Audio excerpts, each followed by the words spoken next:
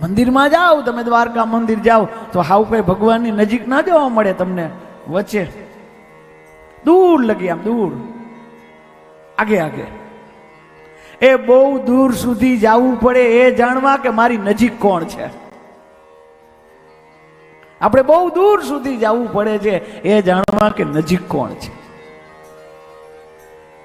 એટલે મંદિરે જઈએ તો પહેલો નિયમ, આગેથી સ્પર્શ ન થાય. ભગવાન ભલે આપણે ગમે તેવા પ્રિય હોય પણ આપણે આમ ચરણનો સ્પર્શ ન મળે. કદાચ આપણે મુખ્યમંત્રી બની જાય તોય ન દે, એવું નહીં કે આપણે જાય તો, અને પ્રધાનમંત્રી બને તો ચરણનો સ્પર્શ તો નહીં જ. અને બીજું કે મંદિરે જાઓ ત્યારે નાઈને જવું પડે. જવું પડે કે નહીં? મંદિરે જાય એટલે આપણે સ્નાન કરીને જવું પડે, એનો નિયમ છે. અને પાછું મંદિરે જાઓ તો એના ટાઈમે જાઓ ને આપણા ટાઈમે ન હાલે. પણ તમે એમ કહો કે હવે હું નવરો થયો 10 વાગે, હાલો જરાક મંદિરે ચક્કર, દ્વારકાધીશના દર્શન કરી, તો એ તો પછી શયન કરીને પોઢી ગયા હોય. તો મંદિરના બધા નિયમો છે.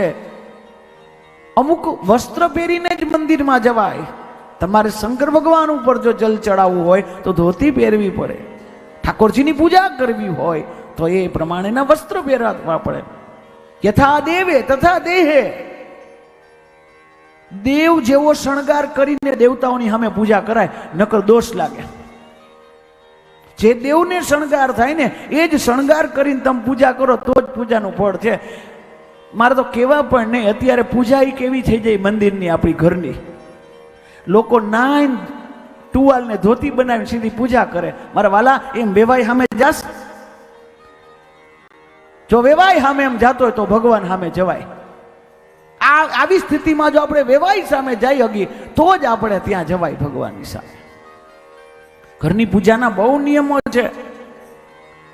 આપણે ભગવાન બેઠા છે એવું માનતા જ નથી. લ્યો, આપણા મંદિરમાં ભગવાન છે એવું આપણે માનતા જ, માની તો ભાવ થાય ને ભાવ થાય તો ભગવાન મળે, માનતા જ નથી. યાદ રાખજો, ભક્તિ કરવી હોય ને તો આ મૂર્તિ એટલી અનિવાર્ય છે. મૂર્તિ હાથમાં લેવું, પૂજા કરવી એટલું એ મૂર્તિ હાથમાં નહીં આવે ત્યારે ભક્તિ થવાની જ નથી. એ જ દેવ પ્રત્યે તમને ભાવ જાગશે કે જેને તમે હાથમાં લઈને સ્નાન કરાવશો ને તો એ જ એમાં ભાવ જાગશે. ખાલી દીવાબત્તીથી ભાવ ન જાગે. ભાવ જગાડવો હોય તો એની અંદર તમારે એને હાથમાં લઈને એને સ્નાન કરાવવાનું, એને તિલક કરાવવાનું, એના માટે ભોજન એ ધીમે ધીમે જવો, એ ભક્તિના દ્વાર ખોલી નાખશે. ઘણાનો પ્રશ્ન હોય, અમને જ પ્રશ્ન કરતા હોય કે મંદિરે જાય ને, ઘરના મંદિરે, તો નો આવવાના વિચાર જ અહીંયા આવે, જે બિલકુલ યોગ્ય વિચાર ન હોય. પણ મંદિરે જાય તો એવા વિચારો કરવું શું? મંદિર માટે પહેલા તો શરીરની હાજરી જરૂરી છે. જેમ જેમ શરીરની નિત્ય હાજરી થશે, એક દિવસ મનની પણ એમાં હાજરી થઈ જશે. ગણેશ, અંબા, રવિ, શિવ, જગપાલય કૃષ્ણ પંચાયતન દેવ છે. આપણે ગમે તે ધર્મને માનતા હોય, ગમે તે સંપ્રદાયને માનતા હોય, ગમે તે ગુરુદેવને ફોલો કરતા હોય, આ વસ્તુ યાદ રાખજો. જો આપણે હિન્દુના દીકરા કહેવાતા હોય ને તો આ ઘરમાં 5 મૂર્તિ તો જોશે.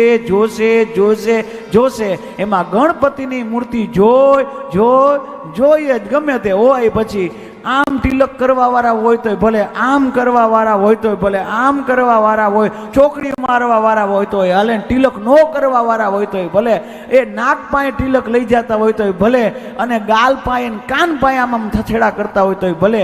આ ગમે તેવા આડા અવડા, ગમે તેટલી માળાઓ, ગમે તે પ્રકારનું કરશો, પણ યાદ રાખજો, આ 5 વગર ક્યારેય પૂજા સફળ નહીં થાય.